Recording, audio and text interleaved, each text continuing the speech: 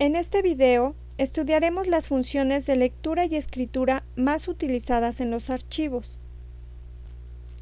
La función fgets lee una cadena de caracteres desde el archivo que haya sido previamente abierto por fopen y está definida en la biblioteca stdio.h. Esta función es empleada en archivos de texto. Lee las cadenas de caracteres de un buffer de memoria hasta que encuentra un carácter de fin de línea o hasta que hayan sido leídos el número de bytes definidos por el buffer. Añade el carácter nulo a la cadena. Si la cadena termina con un fin de línea, este será incluido en la cadena y será agregado el carácter nulo. El prototipo de la función se muestra en el slide. Recibe como primer parámetro una apuntadora char, es decir, una cadena de caracteres donde se almacena la cadena leída. Su segundo parámetro es un entero que indica el tamaño en bytes del buffer. Y su tercer parámetro es una apuntadora file que permite el acceso al archivo. Regresa como valor de retorno una apuntadora char, es decir, una cadena de caracteres con la cadena leída o null si se produce un error. La función fputs transmite una cadena de caracteres hasta el carácter nulo. Nunca añade el carácter de nueva línea. El prototipo de la función se muestra en el slide. Recibe como primer parámetro una apuntadora char, es decir, una cadena de caracteres donde se almacena la cadena transmitir. Su segundo parámetro es una apuntadora file que permite el acceso al archivo. Y regresa como valor de retorno un entero con el número de caracteres transmitidos o EOF si se produce un error. Analicemos un ejemplo de su uso con el siguiente programa.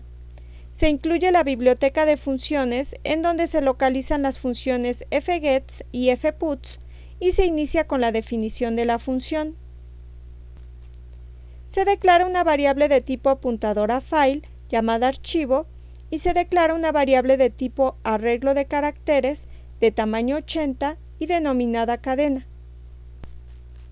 Se invoca la función fopen para abrir el archivo temp en modo escritura y el valor de retorno de la función se almacena en la variable archivo. Se define un ciclo while, el cual se llevará a cabo mientras que la cadena leída desde el teclado sea diferente de null. Por cada iteración del ciclo, se invoca la función fputs, enviándole como parámetro la cadena de caracteres que será escrita en el archivo indicado por el segundo argumento. Una vez concluido el ciclo, se cierra el archivo a través de la función fclose, debido a que ahora se desea abrir nuevamente el archivo, pero con un modo diferente. Se invoca la función fopen para abrir nuevamente el archivo temp, pero ahora en modo lectura, y el valor de retorno de la función se almacena en la variable archivo nuevamente.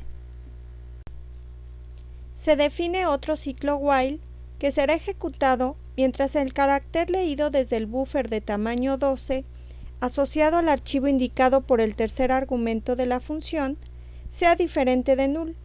Los caracteres leídos son almacenados en la variable cadena. Por cada iteración del ciclo, se invoca la función puts para imprimir en pantalla la cadena de caracteres leída desde el archivo. Y por último, se define el valor de retorno de la función main y termina el programa.